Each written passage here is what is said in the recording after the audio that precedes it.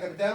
واحد من أهم نجوم التحكيم في مصر كابتن محمود البنا. ساعات كنت بنتقد أدائك في الملعب. رئيس اللجنة الحالي بيحب ويقرأ. بناء على الكلام ده بتلاقي لجان رهيبة من السوشيال ميديا موجهة. فأنا ممكن أنتقد أدائك لكن كشخص صعبة جدا، ذريعة كبيرة للعصبية. كل كلمة كنت بقولها في أي لعبة. التحكيم المصري تحكيم نزيه. تصريحات زي أكلاشيات. ده الصحافة بتقول أنا مش موجود وأنا ما بشتغلش. قال لهم هو حكم في الدوري التونسي أكتر من الدوري المصري. كنت حكم وكنت لعيب. وده ينفع؟ 32 يوم بياخد أجازة كريسماس. البعض تهكم على هذا الأمر. حضرتك أنت ذكرت اسم، أنا ما بحبش أذكر أسماء. أنا عارف إن هو كان الموضوع صعب جدا. فهم يعني فعلا بدأوا يجيبوه على المحارة دلوقتي. كل إناء ينضح بما فيه يعني. أنت من الحكام الموهوبين. تدمير التحكيم المصري بيتم دلوقتي بطريقة ممنهجة. قعدت 4 ساعات قدام مكتبه وهو ما قابلنيش.